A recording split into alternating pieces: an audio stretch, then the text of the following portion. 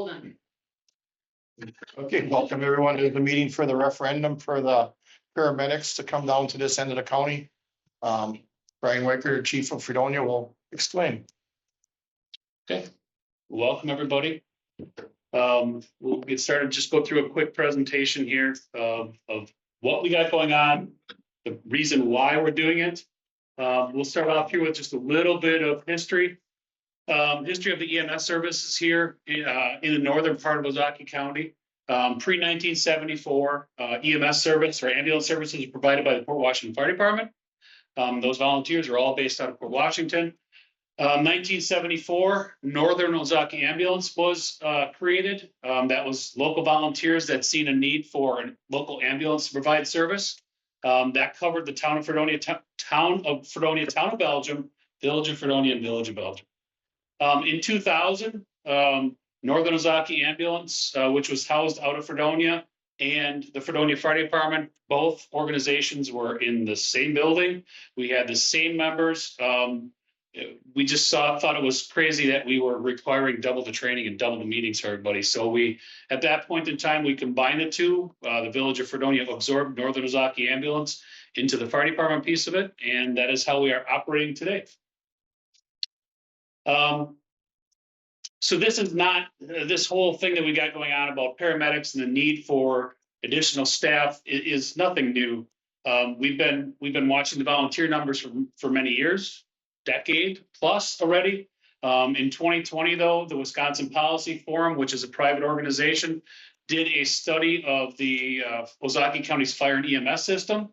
That study was completed in 2021. The results of that study noted that there was a couple items that were taxing our EMS system in Ozaukee County. The number one problem was the lack of volunteers. At that time in 2020, when the study was started, 95% of Ozaukee County was volunteer-based. Since then, it has evolved a little bit. That number has changed. But the other piece that was taxing is aging population. We have an aging population. You hear that all the time being talked about. The number of assisted living units, nursing homes that are in our communities have increased dramatically since in the last decade or two. The EMS status, the ambulance status in 2020, we had 4 paramedic level ambulance services in Ozaukee County. That was Grafton, Mequon, Port Washington, and Thiensville. We had 4 advanced level EMT, which is 1 level below the paramedic level ambulance in Ozaukee County. That was Cedarburg, Fredonia, Saukville, and Waubeka. And then 1 non-ambulance provider in Ozaukee County, which was Belgium. And that was covered by Port Washington and Fredonia's ambulance service. The other thing that the Policy Forum study said, that there's some form of collaboration as needed in order to sustain both the fire and EMS side. It is recommended, there was several recommendations in that study that said that we needed to have some kind of form of full-time staff between Fredonia, Belgium, and Waubeka fire departments. That there was many different options at that time. There was 2 full-time firefighters here in Belgium. There were 2 fire and EMS people and fire paramedics in Fredonia to cover the north end of the county. Lots of different options, lots of different scenarios in that study that we had to look at. In 2021, later in 2021, after that study was done, Ozaukee County Sheriff, at that time, Jim Johnson, he approached the fire chiefs here in Ozaukee County, and his specific concerns were the EMS response times. He noted a specific call here in the village of Belgium, where we had to wait one time for over 20 minutes for a paramedic to arrive. We were relying on that call. Specifically, we were relying on a paramedic to come all the way from Thiensville, and that was due to the availability of paramedics. Port Washington didn't have one available. Grafton didn't have one available. Thiensville's our next option at that time. So Sheriff Johnson approached us, said, hey, Ozaukee County has some ARPA funds. They're sitting on $17 million of ARPA funds that maybe can assist us with this problem.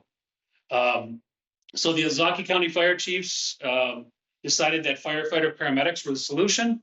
Serves 2 purposes. We provide paramedic level service to the northern end of the county then, the northern third of the county, and it also sets the departments for future needs with firefighter personnel. In late 2021, the Ozaukee County Fire Chiefs approached the Ozaukee County Board for funding. it was unanimously approved that they would give us a grant. So funds were obtained from Ozaukee County. The funds that were obtained from Ozaukee County had 3 requirements on it. There had to be collaboration between municipalities. So we had the town of Belgium, Village of Fredonia, and town of Fredonia had started working together to talk about how we're going to sustain this plan beyond the county funding. That was another one of those 3 items that had to be part of this this grant. We had to have a sustainability plan. How are we going to fund this in 2025 when our funding from the county runs out? And then Ozaukee County funding has to be spent by December of 2025. So in 2023, a long process with the whole grant thing from Ozaukee County. Here we are a year and a half later, 2023, we finally received the grant funds from Ozaukee County. So Fredonia received $648,000 in total for grant funds from Ozaukee County. We were able to upgrade our ambulance service to paramedic level. The grants, out of that $648,000, we had $100,000 in equipment needs for the paramedic to start the paramedic program. Both us and Cedarburg Fire Departments were starting a paramedic level or paramedic program from scratch. The rest of the county was just supplementing with more staff. So we asked for an extra $100,000 to get that 648. The other $548,000 is for salaries, wages, and benefits. The grant was supposed to provide funding for full-time staffing at the firehouse through December of 2025.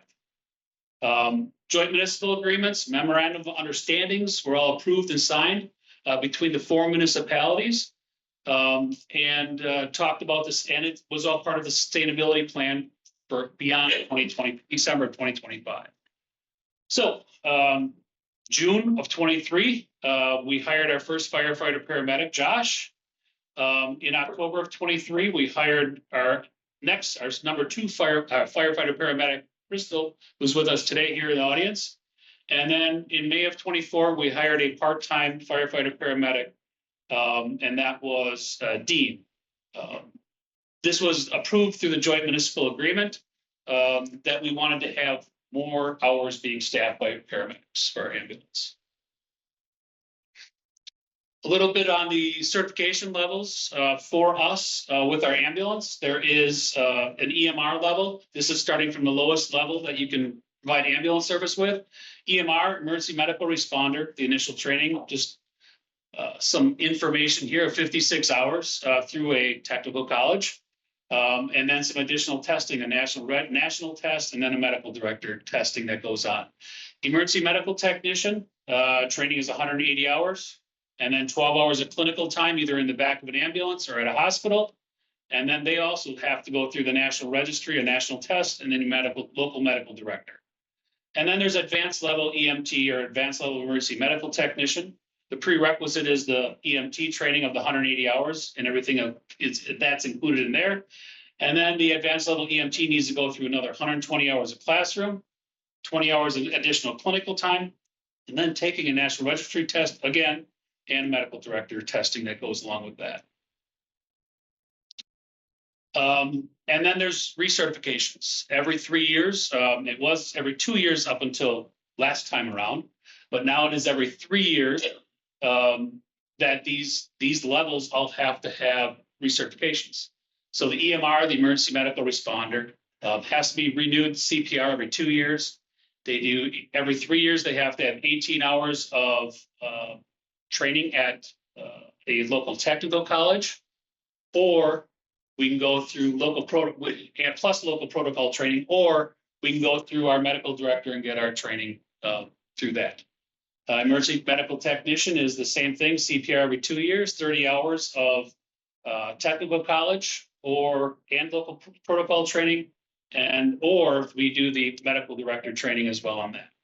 Advanced level EMT is the CPR renewal, 48 hours of continuing education, or the medical director training. And when I talk about the medical director training, that is how we do it here in Belgium with Belgian Fire Department in Fredonia.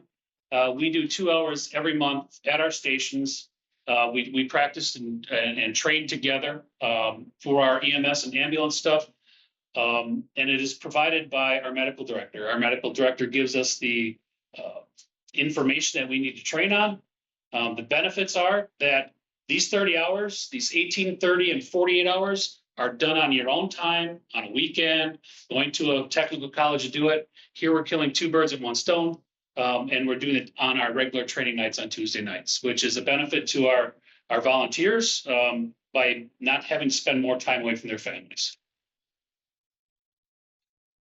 Ambulance staffing requirements. So the state of Wisconsin requires that we staff an ambulance 24/7, consisting of the following here. We have one advanced level EMT, has to be on duty at all times. And then the second person can be an A-level EMT, an EMT, or an EMR.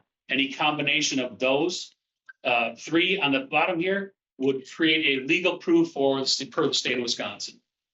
As far as in Fredonia, what we do, we provide three people on that ambulance. We have the state required AEMT that's on 24/7. And then one of the three on that second level there, AEMT, EMT, or EMR. And then we add a driver to that.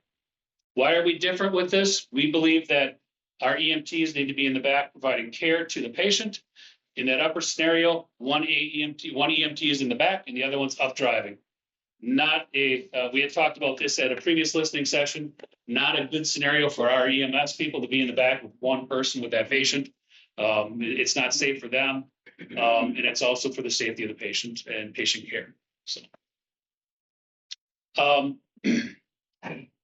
2017, our volunteer numbers are declining. So in 2017, we had 17 EMR, EMT, or AEMT level staff.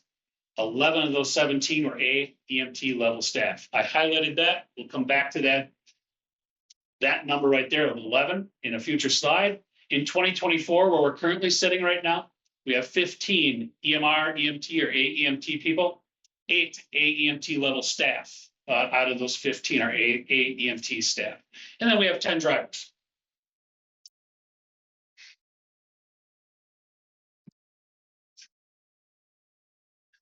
Call volumes, back in 2014, we were at 232. You can see on the slide here how we gradually progressed. This year, in 2024, we are projecting to be at 456. That 266 was as of July 31st. That was the numbers when we put the slides together that we had available to us. But we are projected to be at 456 calls this year for ambulance transports. So we'll go back to 2022, 432 total ambulance calls we had that year. 173 of those were paged. This is pre-paramedic. This is before we had any paramedics at our disposal. So we had 432 total ambulance calls. 173 of those were paged for paramedic level incidents. 40% of the total call volume is categorized as a paramedic level incident. Of these 173 calls, we relied on the services from Port Washington. In the area in Belgium, the average response time for Port Washington to get on scene is 17 minutes from time of page until they're on scene. In if we were to rely on Saukville or Grafton to come to our calls here in Belgium, we're looking at 25.5 minutes from the time of page until they're on scene. So recently, with the addition of the paramedics in the lower right there, we have a paramedic response vehicle, which is actually sitting outside here tonight that Crystal brought. With that response to that vehicle, we were able to make it here in 7.8 minutes from the time of page until the time we were on scene. So we're going back to those 11 AEMT level staff that we had back in 2017. Remember, we go back to the slide. If we can go back and think about the slide that we had before, what the state requires. The state requires one of those A-level EMTs to be on call all the time. So of those 11 people, I have to have one of them on 24/7. So if that 24/7 call coverage is there, I need all 11 of those people to put in a minimum of 797 hours of on-call time. And back in 2017, that was only for 274 calls. 24, we're down to 8 A-level EMTs.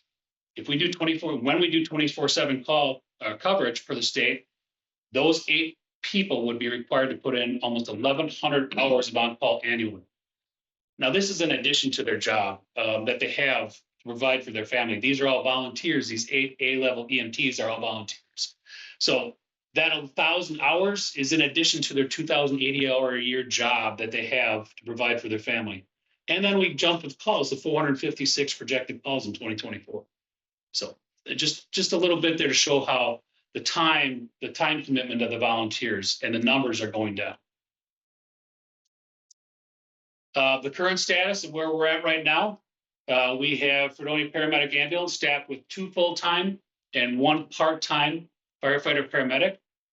Fredonia Ambulance provides paramedic level care, ambulance care to the village of Fredonia, village of Belgium, parts of the town of Fredonia, parts of the town of Belgium. The paramedics also provide paramedic intercept service to Waubeka Fire Department Ambulance. The Ozaukee County funding is estimated to fund us through approximately August of 2025. The joint municipal group that is formed by the 4 communities has approved to fund the deficit that we will see from August of 2025 to December of 2025 to fund these paramedics to maintain that level of care. We're currently working through the funding of the 2026 and beyond. This carries a price tag of $510,000 annually. So that's what this referendum is for. This referendum is to fund that $510,000 that we need to fund the future of the program. And that future is through 2036 is what we're projecting. The fire medic positions, so Crystal fills I'll just use Crystal as an example since she's here. She fills 1 spot on a three-person ambulance crew for us right now. That allows us to spread our volunteers out a little bit more. Again, the state of Wisconsin's legal is 2, 1 paramedic and then 1 of the EMTs or EMRs, and then we add a driver into that mix.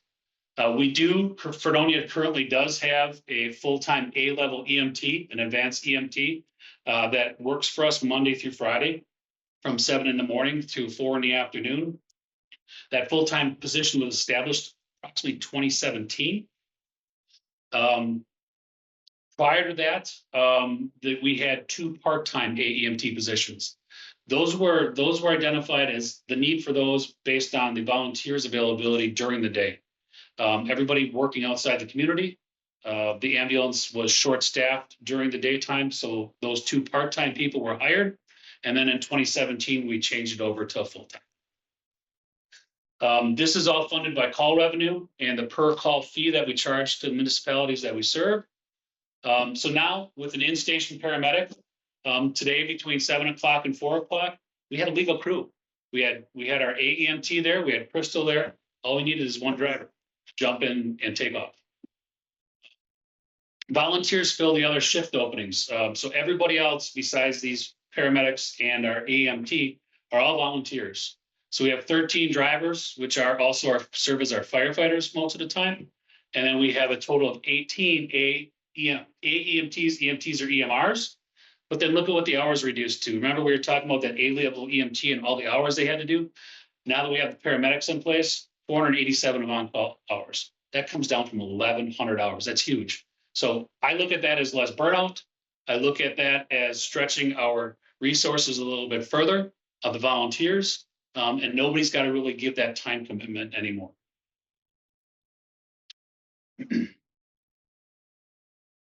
Yeah. So currently right now with what we have with the 2 full-time and 1 part-time paramedic, the paramedics are staffing 60% of the schedule. So 60% of the schedule is filled with those 3 people that we have. This is allowed by the state of Wisconsin through what they call a paramedic flexible staffing plan. It allows us to switch back and forth from an A-level ambulance, an advanced EMT ambulance, up to the paramedic and back and forth as we have staffing available. I looked for that 60% to improve as 2024 closes out. That 60% was taken in July 31st. That number was available to us, is where the number came from. The only thing there that I looked to improve is because Dean was first hired as a part-time person in May of 24. And Dean's been filling in spots for us part-time level, 1 to 2 shifts a week for us, which will increase that 60%. Then we look at call volume coverage through July 31st. We had, as of July 31st, we had 137 total paramedic level incidents that we responded to. 34 of those paramedic level, 34 of those 137 total incidents had to be outsourced to Port Washington Saukville or Grafton. We did have 18 requests for paramedic level intercept. We had 9 incidents through May 31st, and the other 9 came in a 2-month period. Question, Yes. what's the paramedic level intercept? What's an intercept? Yeah, what does that term mean? So that is As when, opposed to a regular call, like, yeah, so the other agency like Wabaga Fire Department has a ambulance already, but they're a lower level. They're they're advanced level EMT level ambulance. Crystal will get in the vehicle, she'll respond over there and then go with them on their ambulance. So that's called an intercept. If we take our ambulance and go there, then it's a paramedic level ambulance call. But an intercept is where we go to the call, we go with somebody else's ambulance. Okay.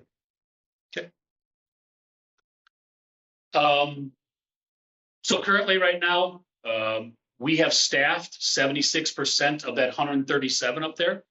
And that's filling 60% of schedule. So we are rolling the dice. We're getting lucky for the most part of where we're at. And that's doing it with Josh, Crystal, and Dee. So some response times, not knowing where everybody's from in the audience, I highlighted here the town of Belgium and village of Belgium. But back in 2022, we didn't really have details on call response times for each municipality. As we progressed through 2023, we started keeping more detailed numbers on that. So back in 2022, we had 13.9 minutes for all of our calls. That is from the time we get paged until the time we get on scene.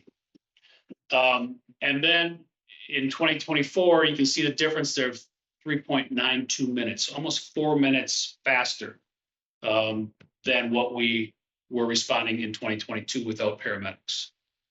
As you see here with the paramedics starting to be installed here in 2023, this is the town of Belgium. We're at 13.61 minutes in 2023. We're down to 11.06, so it's a differential of a 2.5 minutes, or 2.5 minutes faster response time getting to a call. Village of Belgium calls, we were at 16.95. In 2024 up to July, we were at 14.775, so we're 2.2 minutes faster. And then I explained to you the bottom one there. In 23, we're at 12.63 and 9.98 currently right now, which is a difference of 2.65 minutes faster in our response time. So our response time is quicker based on we don't need the volunteers to come from their homes. We have Crystal in place. She can leave, get to the call, respond faster. And we're only relying on 1 or 2 volunteers instead of 3 to get there. It is important to note that here in Belgium, these are ambulance response times. Our rescue squad comes from Belgium Fire Department and has an average time of somewhere in 5 or 6 minutes. So care is arriving at a lower level initially to do initial contact, then the ambulance is coming to transport them. But the paramedics, since they've been coming for the critical calls, are arriving in about 8 minutes. So even though the ambulance may take a little longer, the critical care is coming faster. Good point. Yeah, these are Fredonia ambulance response times. Nothing to do with Belgium. Belgium is on scene quicker. So the benefits of this: a full-time fire medic position takes the load off the volunteers. It's 1 less spot on our ambulance. We had talked about that. We showed that. Now we are stretching our volunteers out much, much further. Full-time firefighter medic will significantly reduce response times. We had just shown that in the previous slide. Our first response vehicle that we see out here is fully loaded with all the medications and everything that Crystal needs to provide the paramedic level care. We're providing you when we step up to the paramedic level care. We are providing you with the highest level of medical providers outside of the hospital. So pre-hospital care, that is the highest level of care that we can do out in the field. They give us numerous different life-saving interventions to administer medications for managing pain, easing the suffering, and providing comfort. Paramedics provide more advanced airway management procedures, capabilities to quickly, effectively treat multiple medical emergencies, asthma attacks, COPD, choking, anaphylaxis, many others. Treatments include intubation, cryocardiography, CPAP, breathing treatments, and the administration of various medic level medications. Paramedics also carry a high skill level in treating conditions related to your heart. And that includes heart attacks, potentially dangerous heart rhythms. Paramedics can administer medications and perform other procedures and treat these conditions. These are life-saving interventions that can only be done by a paramedic. With the absence of the paramedics and the paramedic program, we provide the community at a lower level of care than what is expected. I believe that many of the community residents believe that we are a paramedic. The paramedics are going to arrive. Prior to Crystal and Josh and Dean being here, we were an EMT. We are EMT, advanced level EMT level ambulance. We had to rely on other communities to provide that. We had other communities to rely on for paramedics. We had talked about the delays in care. We had seen the times previous slide where it was 17 minutes from Port Washington, 25 minutes from Grafton, Saukville. And it's been historically inconsistent. When I say historically inconsistent, it is because we're taxing the other communities' EMS systems and ambulances by pulling them from their communities and bringing them out here to us to serve and treat patients.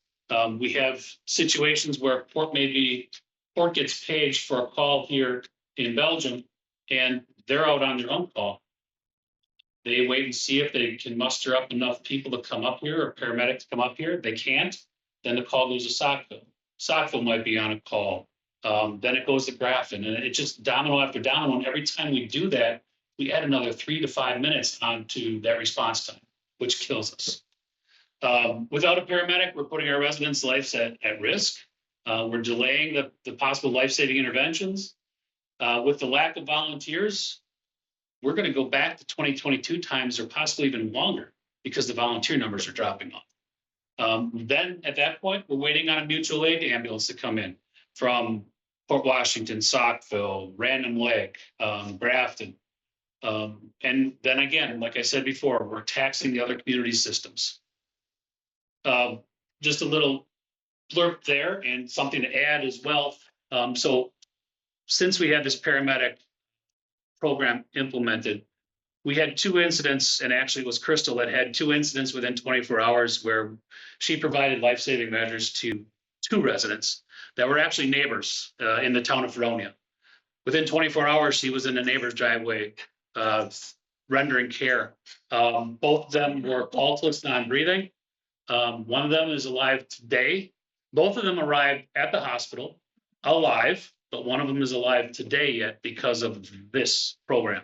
That's priceless. The other one became organ donor and helped out many, many lives. Second incident was the bus accident that we just had.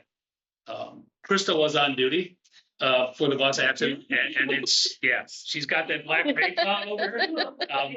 But Krista was on duty the other morning when we had the bus accident, and I just want to say that these paramedics are into this program. They have their heart in this program. Krista was here. She's on duty by default. She goes, right? She gets to the call. But the other 2 paramedics that we have hired, Dean and Josh, both came in on their own and showed up on scene and provided care and helped out. So their heart is here. I can also tell you that these 3 are not new. They're not rookies. Crystal comes to us as a flight paramedic and has 8+ years of paramedic experience. Josh is between 10 and 12 years of experience as a critical care paramedic. And then we have Dean, who's the old timer. Dean has 25 years of firefighter paramedic in Sheboygan and recently retired in 23. and decided to get back into it again. And Dean has 30 years of firefighter paramedic under his belt as well. So very seasoned people. Usually when you start a program, you start off with younger people that have less experience, but we don't. We have very experienced paramedics. Skills. We're going to go through these quickly, and because I'm not going to be able to pronounce half of them. But the skills that the paramedic gives us, airway ventilation, oxygenation, lots of different things. There intubation, ventilations. We currently have a ventilator that we are working to put in service on our ambulance. That is above and beyond what you typically get with a paramedic. That's a higher level skill. That's something that's hospital based. But we're working on that right now. We were able to obtain the equipment from the government for the leftover stuff that was from COVID. So that was a benefit. Josh started on that one. We have the cardiovascular and circulation stuff. Lots of different things there. We have manual defibrillation. So you have the AEDs that the police officers show up. You have the AEDs that my ambulance has, Belgium Rescue has, that are automatic external defibrillators. The paramedic has the ability to turn that defibrillator into manual mode and shock, even if the machine doesn't advise it, based on what they're seeing. EKGs, ECGs. We go down to medication administration, different routes that the EMT can't do. Maintenance with medicated IV fluids. That's something that the EMTs can provide. Medications that they can provide. Crystal, you could go through some of these. I mean, some of the important ones that you would use for heart, pain. So like the cardiac drugs would be amiodarone and adenosine and atropine. Those are different ones that we give if your heart is beating too slow, if it's beating too fast. For example, adenosine, we give that to patients that their heart is above 150, so their heart's beating too fast, and we give a bolus of that, and it basically restarts your heart. So it stops your heart, resets it back to a normal pace. Fentanyl, that's one that we give for pain management. Ketamine, that's another one we can give for pain management. Versed is a big one for seizures. If you have a patient that's actively seizing, Versed is medications that you have to give to stop the seizure ultimately. Otherwise, we'll just keep seizing. Those would be some of the big ones. So currently, we are in 2024 here, we are sitting with 2 full-time firefighter paramedics and 1 part-time. In 2025, in January, we'll be hiring 1 more part-time person to supplement the services that Dean is doing for us. And in 2026, January 26, the program is planned to have 3 full-time, 3 part-time. Why do we need 3 full-time, 3 part-time? Currently, what they do is they run a 24-hour shift. So every day they work a day, then they're off 2 days, then they come back to work again for another 24-hour shift. So reality, we should be set with 3, right? But that doesn't include any time off. That doesn't include any vacation time, time away, sick time, family medical leave if it happens. So Dean and then the other 2 part-time positions that we'll have open in 26 will fill in for the vacation time and downtime. And then potentially we could start looking at them filling in some time when we have call volume increases. If we have a known time of day or a known time of week that we have increased call volumes, we could have them stationed for be at the station for second calls, things like that. Little bit on the $510,000. A lot of money annually put into this program. It sounds huge, but it is probably 90% of it is salary, wages, benefits. So we have $321,000 figured for paramedic wages, $83,000 for health insurance, $33,000 for Wisconsin retirement, $24,000 in Social Security and Medicare. This is one of the things that's not included or not related to employee benefits or wages. We have $10,000 in there for medical supplies, $8,000 in there for uniforms and gear. We have the Intercept vehicle that you see in the parking lot here. We have $1,300 for maintenance. We have $1,300 there for the vehicle insurance. And then the paramedic general liability insurance, which is the additional liability insurance that the Village of Fredonia has to carry for the paramedic program of $3,000. We have paramedic workers comp for $9,000, and we have $9,300 for chief's wages, which is a portion of the chief's wages for managing the program, and then Social Security and Medicare for the chief's wages as well. Capital expenditures on a 10-year outlook, sleeping quarters, right? When Fredonia Fire Department was remodeled in 2016 or 2018, we didn't have sleeping quarters built into it, but we did think about the future. We do have a storage room, so we need to get some sleeping quarters for them. Right now, they're sleeping in an office, small little closet that they are in, claustrophobic, but it's making do for right now. Crystal sleeps on the couch out in the conference area most of the time. But so we need to make some sleeping quarters for them. In a 10-year outlook, we look at the defib and heart monitor that we need to replace potentially in 10 years. And then the Intercept vehicle that you see out here, replace in 10 years. That was purchased as a used vehicle when we bought it with the program's money. Just looking at potentially 10-year replacement on that. So how the agreement has split these costs between the municipality is 1/3 of the cost is based on call volume to the municipality. So the municipalities that have more calls will pay a higher share of that 1/3 of the cost. The other third is equalized value of the municipalities. The reason why this is important to separate out is because population and value don't equal the same thing. For example, the villages of Belgium and Fredonia have much higher populations, but the townships, because of all the manufacturing land and farmland, actually have higher values in those properties.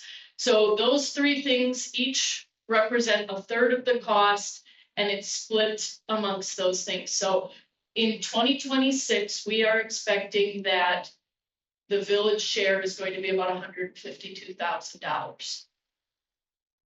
The referendum question is going to ask voters to increase our levy permanently by $149,600 per year to cover our portion of the program. Why it's not the same amount is because when we had to make our decision on the referendum amount, that was our best estimate of what it was going to be. It turned out that our agreement has become modified slightly to reflect some population issues with sections of the townships that aren't part of the program. That ended up making a couple $1,000 difference, so that's why it's different. That does equal about $47 per 100,000 of value. On a value house of 300,000, that is expected to be about $142 per year for the cost of this program. That's $3, under $3 a week. And for the value that it brings, I think that's pretty low cost. Villages of Fredonia and Belgium will be going out for referendum in November on the ballot. The townships have different rules regarding levy limits. They are actually able to approve levy limits directly from their annual budget meeting. The residents can vote to approve or deny it there. So they are not going out for referendum, but they will be asking for increases to their levy from their property owners. I wanted to show everybody, because one of the questions that we've been getting the most is that, residents are concerned because we had a reassessment of our village this year. And so people are concerned what that's going to do to their taxes. Now we're asking for additional money. So we did put together a calculator that you can use to estimate what this will do to your taxes. If you go to our website here, which I show, and scroll down right here, You do have to have access to either Excel or Google Sheets. Usually everybody has access to Google Sheets. It's free. But you click on one of them, and this is what you will see, this calculator here. All you have to do is take the values that were on the letter you got from the assessor, and I'm using mine just as an example, and put in your 2023 value, and then put in your 2024 value. And it tells you what your taxes are expected to change because of the reassessment and how it would change if the referendum passed. So you can see mine, it's an estimate of about $225 that mine would change. And that includes the referendum and your tax increase. Yeah, and this is an estimate. There are certain numbers we don't know now, but it's pretty accurate. And what I've seen so far is that older properties, mine is an older house, have more of an increase than newer houses because theirs didn't change as much because it's more accurate. But so that's how the calculator works. And I just wanted to show everybody that. So I guess now at this point, we can ask if there's any other questions. Also on that website, you can have frequently asked questions, right? Yes, that is also, I would thank you.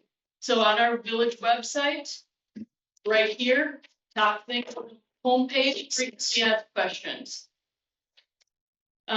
This is the same list that is in the presentation that I had up on the screen, but basically answers most of the questions that we could think of that people might have. I have a question.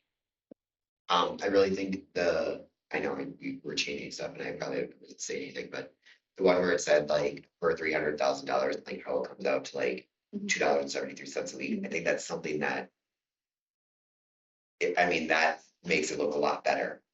If that, and I think that is something that should maybe be put on the website or on our village website also, is like pointing it out. It's like you're paying $3 a week for this. That's a good point. Because everybody sees that 140 or that $47 per 100,000 and like they freak out, but I think putting it like it's $2.73 a week. Yeah, good point. I will get that on the website. I think that is a big like highlight. Like once I saw that, I was like, well, now I know what I can tell everyone. It's $3 a week. So if you're gonna increase our taxes, why wouldn't Belgium look into doing what Fredonia is doing and getting our own full-time people, firefighter, paramedics, if you're gonna increase our taxes? Well, because then we would be spending $510,000 for ourselves instead of splitting it amongst 4 municipalities. Yeah, so that 510 is split by the 4 municipalities. You're getting that service here now, full-time 24/7 for $152,000. So is there some way to get people here so our response times are a lot shorter? Like say if you can like get enough people to split between Fredonia and Belgium, so we're only in 5 minutes, so we get the same coverage as you guys. Because like if you guys are in Fredonia and responding, you guys already have paramedics, so you guys are what, 6 minutes on average? Compared to like 14, 13 for us? Yeah, an ambulance side gets. No, so that 7 minutes is the paramedic getting to Belgium.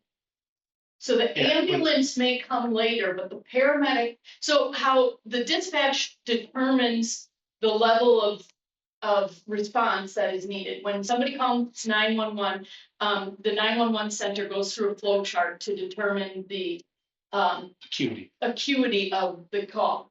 And there are, it's a rating system of 1 through 5. Level 1 is the most critical. That would generally be somebody who is non-breathing, non-pulse. All the way to 5, which could be something like a slip and fall, or an elderly person who needs help getting a lift into their bed or something like that.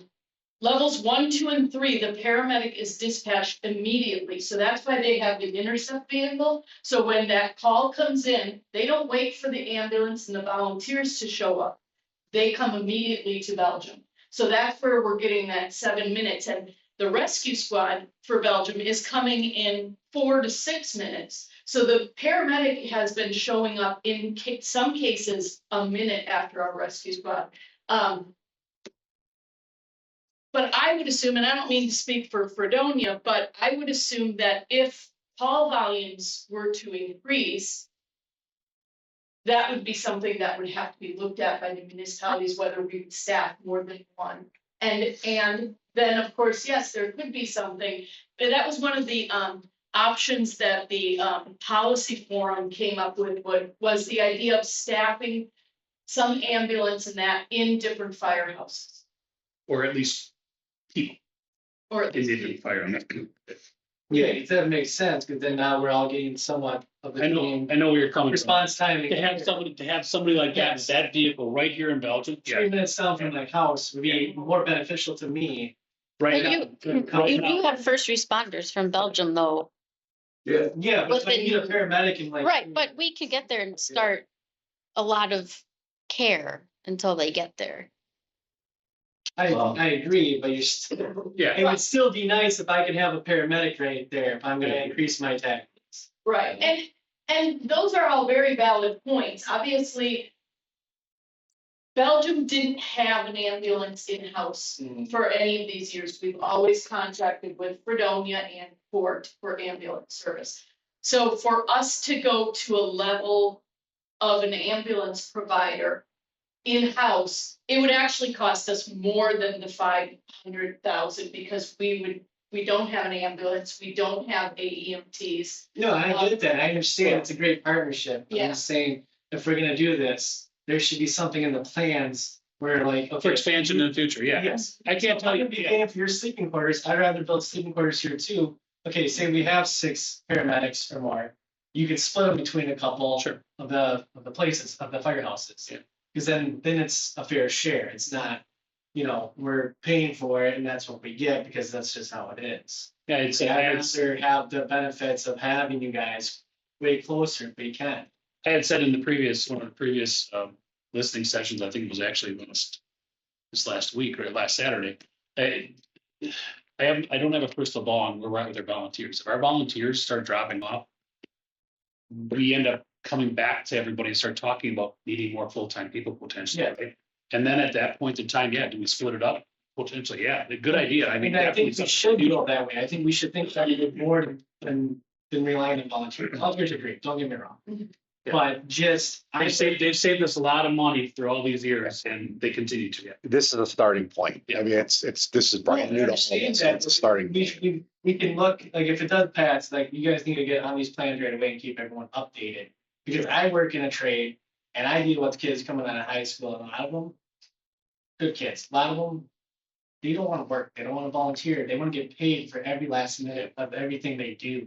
So volunteers are probably going to fall off. So I think we need to start looking at what can we do to get more people full time. Yeah, definitely. That's And what then we're that's even more beneficial if I'm gonna raise my taxes and I'm gonna vote for that. I'd rather have more full-time people. those eight EMTs those eight A-level EMT or advanced level EMTs that I have, 3 of them are over 65 years old. 3 of those are over 65. One of them is in her mid-50s. And the other 4 are all in their 40s. Well, no, sorry. 3 in their 40s So and then 1 in their 30s. You understand, you're not allowed- I do understand. Yeah, I get it. I guess so. So, But we do have kids like the chief, I the chief from Belgium's kid who is going through firefighter paramedic. We have one in Fredonia that's going through firefighter paramedic now. There are a few out there, but nobody's really knocking down doors to volunteer. And No. that's just where we're at right now. We sustain what we have for volunteers, and we know that in the future there might be a coming back and saying, hey, we're falling short again, right? And this is an area that Ozark County government, the state government, they're all aware that this is a growing problem everywhere. The reliance on volunteer providers for this kind of care is getting more and more difficult. So, that's where, as taxpayers, as residents, we can reach out to our representatives in other government too and say, they need to find solutions to help municipalities cover it. Start State or federal. hard. Right, this was, you know, the days of all volunteer firefighting is, right, it's going away. That's why I said we need to look down. If we're gonna raise our taxes, I want more full-time people than relying on volunteers. I know the volunteers are probably at that age of like, hey, we're done. We're gonna retire. We're retiring from our normal jobs. We don't have anything to do with it. Yeah, you say kids want to get paid for everything, No, kids, they do. people just don't want to do it. They want to have their free time, right? Yeah. But a lot of kids want to get paid. Like I got younger brothers than me, and they're Gen Z and stuff. And that's picking any generation. 'Cause like I said, there's hard workers in every generation. But just the ones I see, like a huge majority of them, they don't want to do anything, or if they do something, they want to get paid, and they want to pay a lot of money for it. No skill. So like I'm just worried, like we need to fill these positions, and we need to fill it fast. Like, you know, especially if we're gonna raise taxes on it, but we need to get, you know, our money working for us instead of, you know, snail trail. Like I understand the interceptor is quick, but like, okay, now you're putting hard miles on that vehicle maintenance. Would Yeah. it just be easier if we, you know, like I said, Yeah, get to a point where we can split it, have some people here, some people here, some people there. definitely. Yeah, but there's some other logistics got to be figured out on that too, because like Vicky had said, there's one ambulance provider, there's one ambulance license. So how do we staff that? Where do we position people? How do the people work together to respond to different calls? Well, it sounds But I like, get it. it sounds like the four that you guys are talking about, Belgium, Fredonia, the village and township, working closely enough Yeah. that there shouldn't be any problems figuring that out or how they would work together with each other. It's evolving, it's a work in In progress. One would think. Yeah. There's I mean, I know people are people, trust me. is it tricky with you being a municipal owned department and Belgium No. being, Well, there is and there isn't, but if there's definitely ways to go Yeah, down the path that he's yeah. talking about of, you know, they're still employed by the village of Fredonia, so they're in this same program. They got the retirement and everything. Right. So we're competitive. We have to be competitive with what the other agencies have, because otherwise it would be a revolving door. Everybody would come in, they'd leave for $2 an hour more or whatever and Yeah, go no, to I different get communities. So we are competitive as far as wages, and then we offer the Wisconsin retirement, which what everybody else does. And we could position, That's- position here, right? Right. And then if we have a call in Fredonia, they go that direction. Right. It's a start. Yeah, it's Yeah, I'm pretty sure you guys have some kind of agreement. My sister was a volunteer at Bobcat. And they trained her. And she had to sign an agreement saying, hey, if you leave us without serving us for so many years after your training, you have to pay us back. Yeah. Like I'm a union, same thing. They gave me like $60,000 worth of training. If I were to leave too early, I have to pay that loan back. It's like a loan. Sure. So I'm sure that's how you guys can retain your people. Like, hey, we have something good, we're gonna train you, but you have to, you know, you guys can figure out the math. Like, we need you to stay here for this many years before you decide to move, or you have to pay us back. That's very difficult when we're an all volunteer department. Where do we get the pay from? Right. We can say we're gonna send you to school and it's gonna cost us, you know, $2,000 or $5,000 to send you EMT school, but if you don't complete it, you're gonna have to pay us back. Well, if they're not being paid by us, we have no way of getting money. garnishing their wages back from them, or getting anything back. Right. So that's a very big struggle. I don't know how long they did it, but my sister had to stay there for so many years till she could leave, and she went to Grafton. Like I said, I don't know all that paperwork or what had happened, but she did talk about it. I know as long as if I go in, you know, outside of my trade, I go non-union, I gotta pay them back. I'm doing the same trade. But if I were to go a totally different trade and I use my skills, then they can do it. I just feel like there's a lot of stuff that can still be covered here. Like, Oh, we yeah. need to have like. There definitely is. Like Dan had said, this is the start. This is the start. This was a lot of work, for these guys, a ton of work in the government, Donald Zaki at the administration building to get these grants, to get this going. This was by no means overnightly done. And then to get to all the municipalities to come together. Vicky and I sat in a lot of those meetings, and it's a lot of work. I put in there three lines that I put in there underneath the Ozaki County ARPA fund grant that we were gonna be getting. That 3 lines was 2 years of my life Yeah. trying to get that. And this is a starting that point. point. This, you're right, hopefully this has room to evolve down with time. But the bottom line is you're getting better care with the response time coming down. And I'm a first responder as a police officer. When I get to those calls and the paramedic is 20 minutes away and my cavalry's 20 minutes away, that's a long time. Oh, no, That's a absolutely. long time when we're waiting for them to show up. So what is that ARP or whatever you? ARPA funds, it was, You really like this? American. No, yeah, so it's post funding, everybody gets. It was money from. I've entertained a lot of people. Right, every municipality got a certain amount with restrictions on what they could spend it on. Counties got, more, So they had $17 million, but they didn't disperse that amongst the fire department. That was. There was Yeah, like, it was like 2.3 million that was. I just wanted to make sure what that fund was for, because it sounded like there was a lot of money there. It's like, so why wouldn't they give it to the counties or the villages or the places that need it for EMS? That's a question for the county board. Yeah. They initially asked for 5 million. Yeah. And then over the 2 years that I was talking about, of somebody's life, they eventually just kept on pulling away at it. And just kept on picking away and using it for other programs, other things. All their infrastructure too needs to be upgraded too at the county level, so they were using it for that. Yeah, radio system upgrades, paging system upgrades, all kinds of things. Upgrades. Yeah. and one of the things that, since this is like what we've had, a paramedic now has been a full year. Yes, One just over a year. paramedic, Just over a year. So a lot of it is going to take collecting data. Where are the calls?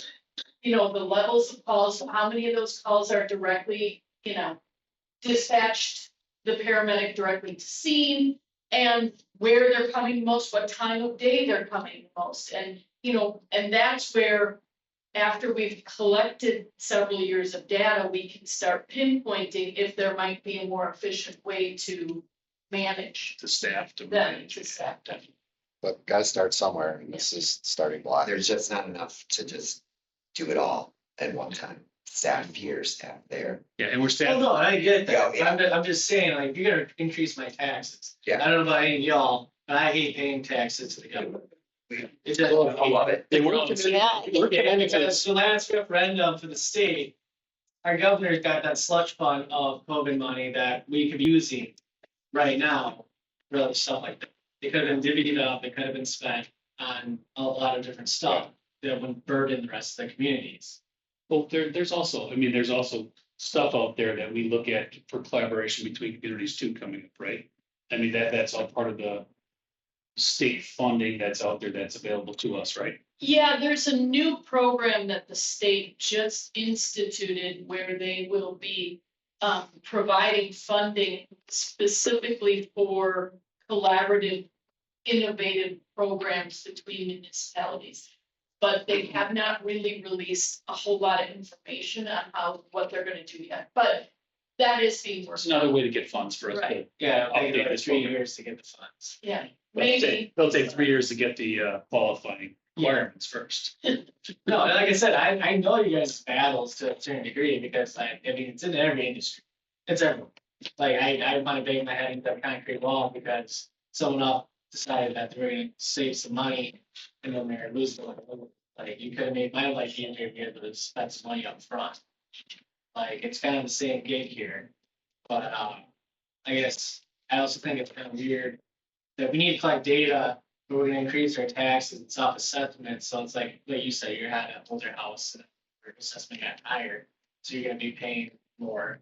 Like, how do they figure out assessment? Why would someone with a lower assessed house get to pay less for the same level of care, so that's for an expensive house? Or a higher assessed value of property? Like, I guess that's So- what I can't wrap my head around that, that's kind of like, raise my taxes if I'm paying more, the same level of care. So you're asking a really complicated question, which I can answer for you, and I would love to sit down, but I'm not sure that we should do it while we still are finishing up this meeting, because Okay. I would love to, the geek in me would love to explain. Oh, yeah. She loves spreadsheets, so. I was gonna say, Perfect, because I They're wouldn't in her- understand it. the legal side spreadsheet. If I go to the store and I can buy something and I have money to buy something better, oh yeah, I'm gonna do that. But if I gotta pay more and I get the same as someone else, I can't afford as much as I can. Like, why would I wanna get lesser care for paying more? Or the same level as someone, but I gotta pay more. It's not making her eyes light up. She's like, I really want to answer. I know. this question. Like that's why I'm not a huge fan of adding to taxes. Like, I want to fund this, but like, is there any other ways to fund it besides taking out the Well, line of well, I- credit? This will go, yeah, this gets voted down. It's still gonna happen. We're still gonna have to come up with that money at the end of the ARPA funds run out. So that's gonna be either pulling from road project or wherever, but it's gonna, Coming out of somewhere. it's coming from somewhere. It's coming from And somewhere. at this starting base at about $3 a week average versus road projects being delayed or taking loans that now we have to pay interest on and So I guess, just a simple answer is that if you've got somebody who owns a million, or let's say a $5 million house down by the lake, do you think they should pay the same amount for the costs of the municipality as you do if you have a $200,000 house?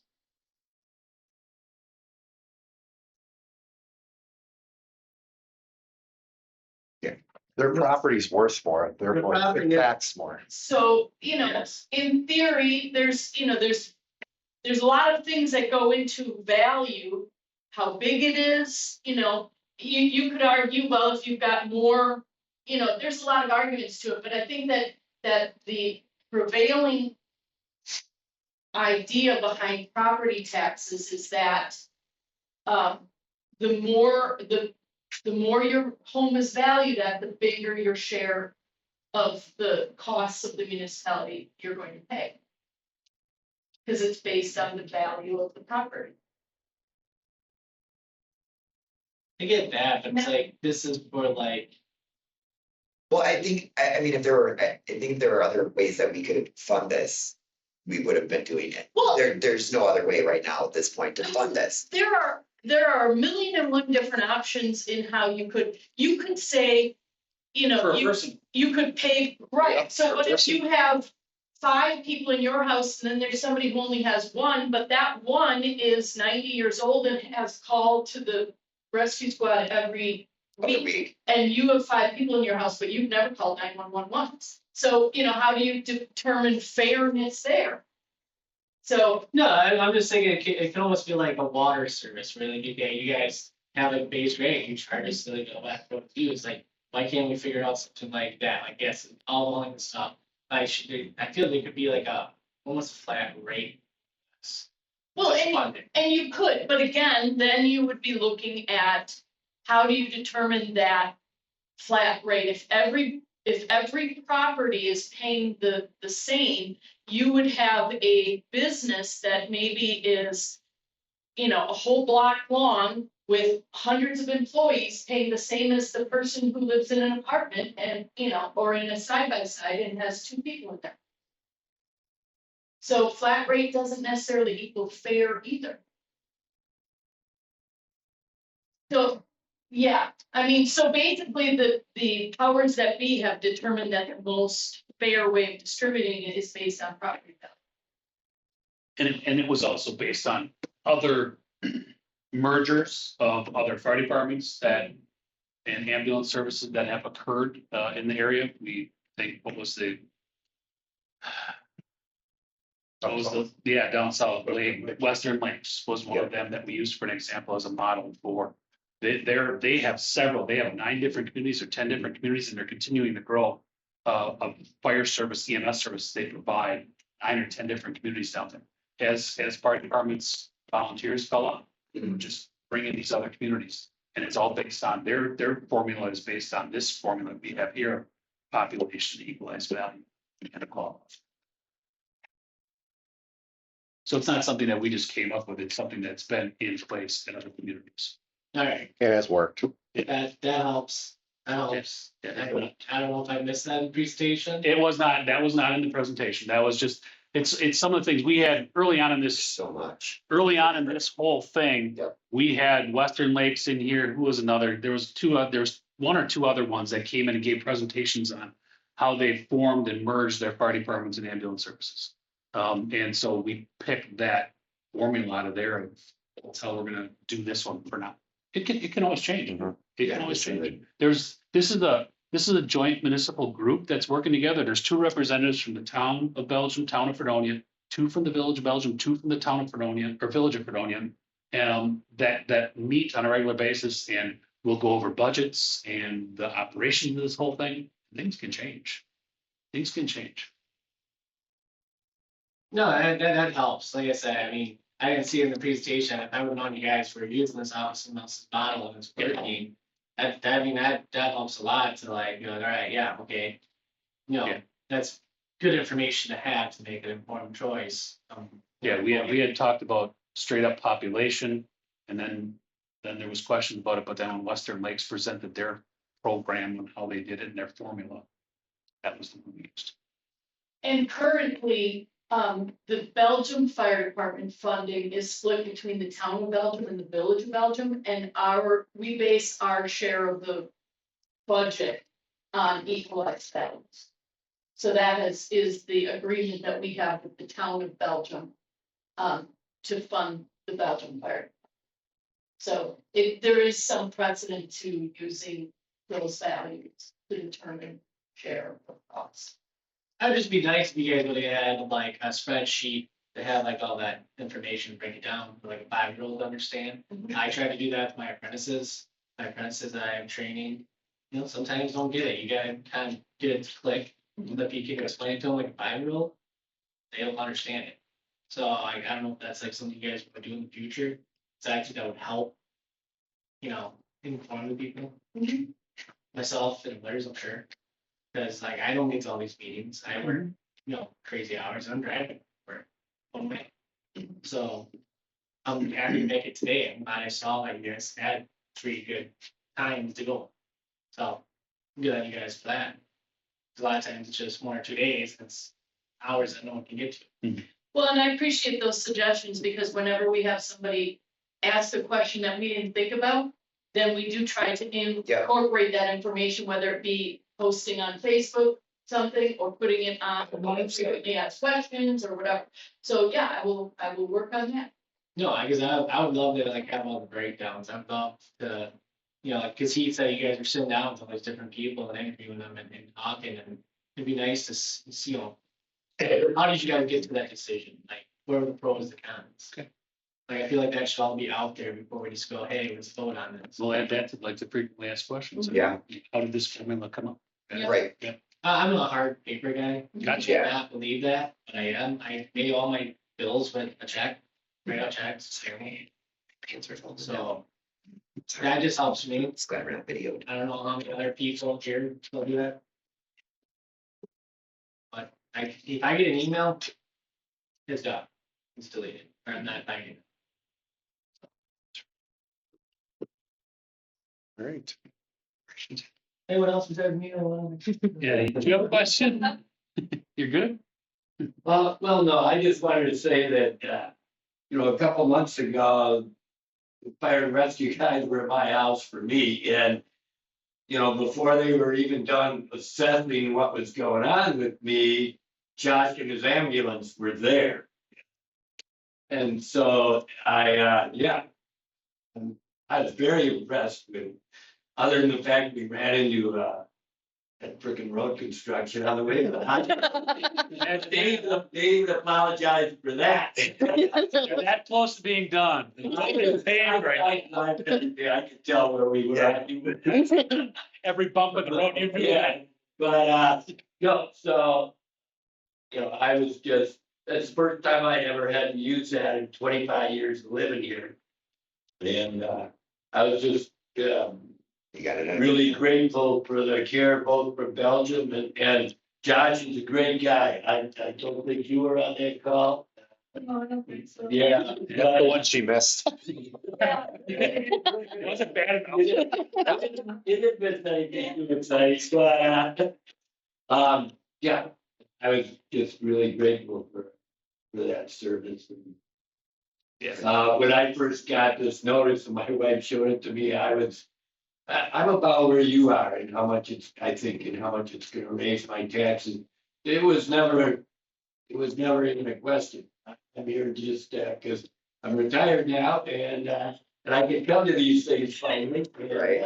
And I wanted to hear what was going on and put in any input. Might have, but to me, it's a no-brainer, money well spent, and you can tell it was coming because of everything you heard last year out of for Washington, Yep. Dearborn, Grafton. I mean, and more is coming. We're gonna have to fund our fire department here. So the days of, I was amazed when we moved up here at the tax rate because it was good when we moved here and then it went down for like 3 years.